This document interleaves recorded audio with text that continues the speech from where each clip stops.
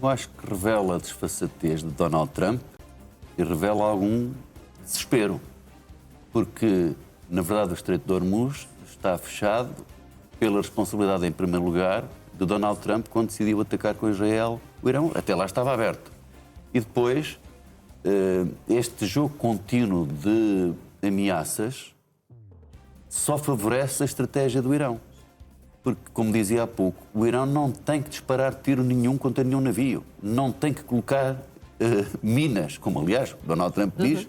Dizem que põem minas, mas tudo isso foi pelo ar com os ataques americanos. Mas aqui está a passar, entre aspas, as culpas para o Irão, não é? Dizer que todo o mundo está a sofrer com esta questão do Estreito de Hormuz e que a culpa, de facto, é só do... Sim, mas Donald Trump diz que a culpa é do Irão, não é? Pronto, mas o problema é que este tipo de narrativa não dá segurança às seguradoras e às operadoras dos navios para transitarem pelo Estreito de Hormuz. Portanto, mesmo que o Irão não dispare um tiro, mesmo que não coloque minas, mesmo que não afunde nenhum navio, enquanto não houver confiança, as mesmas seguradoras que retiraram todas as garantias em 48 horas aos navios não as vão repor. Os mercados financeiros, as seguradoras marítimas, não vão repor e, portanto, não haverá livre circulação do Estreito de Hormuz. Talvez fosse aconselhável a Donald Trump ter uma postura diferente.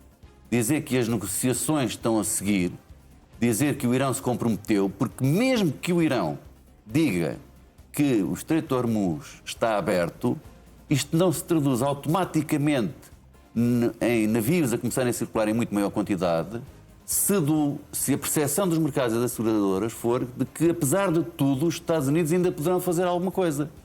Portanto, é uma mensagem equívoca, que provavelmente não tem um objetivo que Donald Trump alegadamente pretende, embora ele, muitas vezes, não esteja a falar para nós, nem para o mundo, nem para a seguradora, está a falar para um determinado tipo de eleitorado americano. Ele faz isto a esta hora, certamente que ainda se vai pronunciar mais qualquer coisa ao longo do dia de hoje, porque ele sabe, como tem feito ao longo destas semanas todas, que amanhã de manhã reabrem as praças financeiras. E ele quer poder ter as praças financeiras a abrirem com alguma mais confiança e com os preços da energia e dos alimentos a baixarem. Portanto, duvido que esta seja a última mensagem ou pronunciamento de Donald Trump. Por um lado, já disse que não queria saber do Estreito de Hormuz, ouvimos dizer isso há uns dias. Nem queria saber se havia negociações que chegassem a bom porto. Exatamente, não queria saber disso. Entretanto, também já disse mais recentemente que o Estreito de Hormuz iria reabrir de uma forma ou de outra, não é? Portanto, e agora diz que a culpa de o Estreito não continuar bloqueado é do Irão.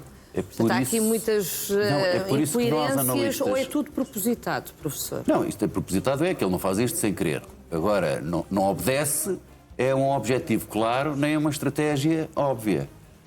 O problema é que nós, analistas, as empresas, os mercados, não se regem por aquilo que Donald Trump pura e simplesmente diz. Regem-se por aquilo que presumem que Donald Trump faça, ou que faz, ou que possa fazer.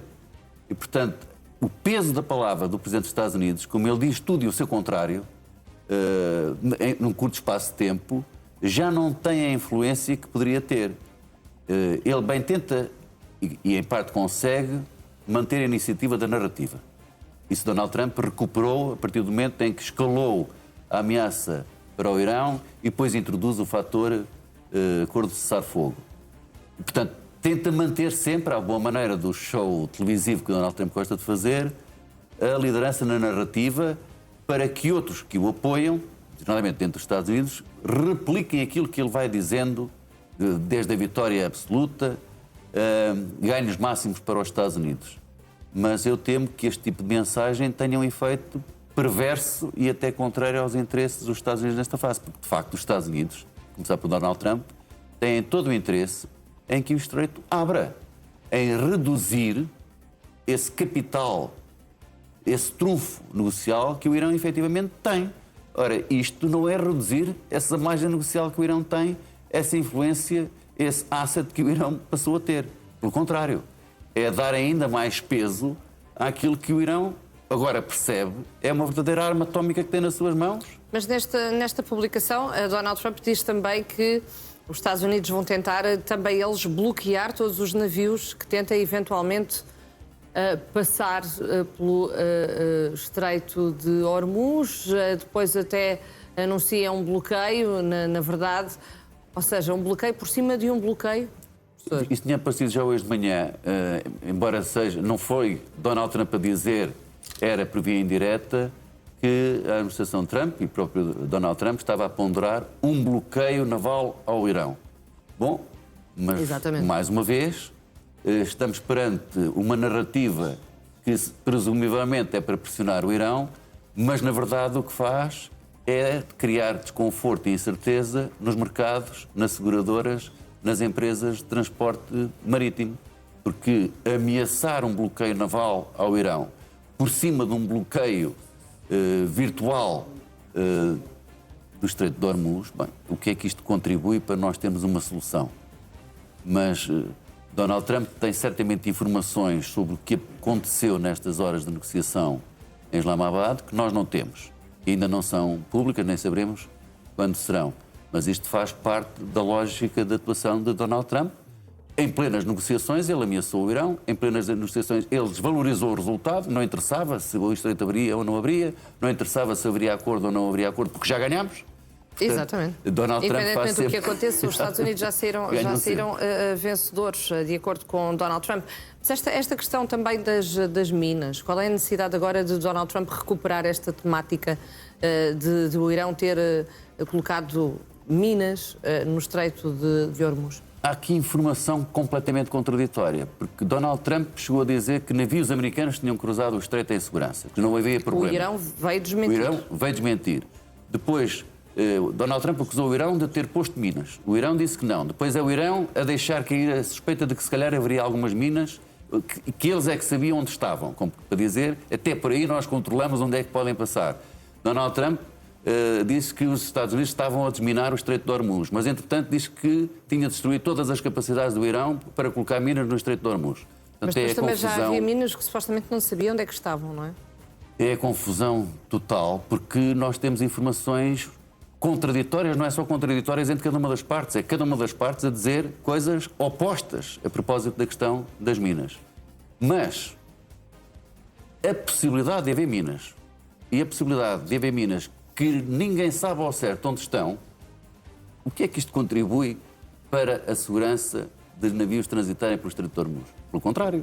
Nada. Porque não é preciso a questão das seguradoras, não é preciso a questão de possíveis ataques iranianos a navios ou de uma nova escalada e guerra e ataques americanos contra o Irão, porque havendo o risco de minas estarem algures no Estreito de Hormuz, isto por si só é um bloqueio que leva os navios a não transitarem. Portanto, também isto vai ter que ser esclarecido e, em primeiro lugar, pelos Estados Unidos, porque é quem tem mais interesse em criar condições psicológicas para que os operadores acreditem que o Estreito de Hormuz é transitável e reduzir esse trunfo que o Irão tem nas suas mãos. Mas Donald Trump sabe isso, ou não? Ele tem plena consciência de que esse é o verdadeiro trunfo que o Irão tem por esta altura, a questão do Estreito de Hormuz. E Donald Trump não sabia que havia o risco do Estreito de Hormuz ser fechado a partir do momento em que iniciasse uma guerra com o Irão? Sabia e não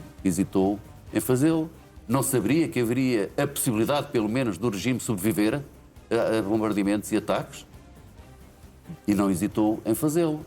A questão é, porque é que, munido de certas informações, ele não respeita essas informações e decide em função dessas informações, é começar pela intelligence dos Estados Unidos e, portanto, é quem é que ele dá ouvidos e junto de quem é que ele se aconselha para fazer aquilo que aparentemente é contrário ao interesse dos Estados Unidos e ao interesse dele próprio. Isto era uma questão que certamente gostaríamos de lhe colocar se estivesse aqui sentado à mesa connosco, não é? Na pior das hipóteses, como alguns especulam, Netanyahu e Vladimir Putin têm algo sobre Donald Trump que o leva a atuar contra os interesses dos Estados Unidos.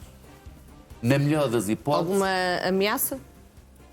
Conhecimento de certas coisas que Donald Trump tenha feito, chamados rabos de palha, alguma coisa relacionada com os fecheiros de Epstein, alguma coisa relacionada com outras aventuras no passado, alguns negócios. Essa é... Ou seja, que esteja. Uma das teorias é que Donald Trump esteja a ser coagido, de alguma forma. Sim, ou que se deixe coagir porque não quer que venham a público certas coisas. Mas outra das hipóteses, como alguns avançam, é ele não estar mentalmente na plenitude das suas faculdades mentais. Deve ter algum problema que o leva às vezes a tomar decisões. Eu acho que a hipótese mais plausível é ele ter-se rodeado de pessoas que apenas lhe dizem sim e lhe dizem aquilo que ele quer ouvir e lhe dizem que tudo o que ele pensa, faz e decide é sempre bem, como se fosse um semideus. E, portanto, ele, como é instintivo, não é muito pródigo em ler relatórios, em recolher informações, em consultar diferentes partes para daí resultar uma síntese que o leva a uma decisão, ele decide muito sozinho, instintivamente, de uma forma bastante incompetente, errática e desconhecedora da situação. Eu acho que essa é a razão, mas, enfim, nas teorias da conspiração e noutras fórmulas mais especulativas, há outras possibilidades. E se entretanto, se partir para a segunda ronda de negociações, cuja data, pelo menos se existe, ainda não foi revelada, nem o local, e Donald Trump continuar com esta retórica, o que é que podemos esperar? Relativamente ao Estreito de Hormuz, neste caso, que era... Donald Trump provavelmente vai continuar com esta retórica porque ele é assim, portanto diz uma coisa e Mas pode, entretanto, dizer que já não quer saber do Estreito de Hormuz. Eu estou convencido... Ou já não podemos assistir aí a um retrocesso no discurso. Eu tenho ouvido alguns dizer que o tempo joga a favor de Donald Trump, porque o nível de destruição é tão grande no Irão. Eles já estão há muitas semanas, por exemplo, a população sem internet. As carências vão começar a sentir-se ainda mais, que o regime iraniano está pressionado para procurar uma solução a breve prazo e, portanto, vai fazer mais concessões. Eu tenho a ideia contrária. Quem está mais pressionado pelo tempo é a administração Trump. O tempo, o arrastar de negociações em condições de cessar-fogo, apesar de tudo, favorece o regime iraniano, porque quanto mais tempo passar nesta incerteza e mais pressão houver dos mercados internacionais, mais pressionado Donald Trump. Repare, Donald Trump vai receber dentro de muito pouco tempo a visita do rei de Inglaterra. Ele vai em visita oficial à República Popular da China. Ele vai ter eleições intercalares este ano nos Estados Unidos. Nada disto é compatível com uma situação de guerra ou com uma ausência de qualquer solução para questões cruciais, desde logo a do Estreito de Hormuz. Portanto, eu acho que o tempo joga contra a administração Trump e acaba por favorecer a estratégia do Irão.